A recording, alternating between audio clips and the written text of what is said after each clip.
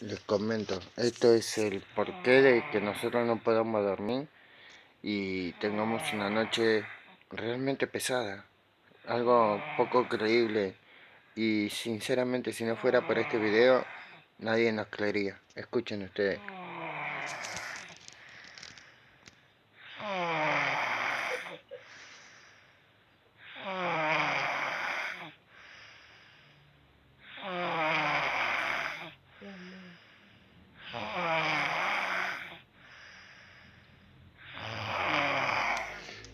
Juro por Dios que me gustaría que me torturen, que me saquen las uñas con una pinza, que me den el electroshock y no escuchar a esta piba.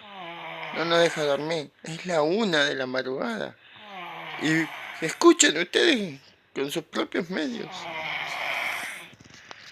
Con 12 años sus pulmones, por favor. La verdad que nadie puede decir que no tiene pulmón esta piba. No, puta.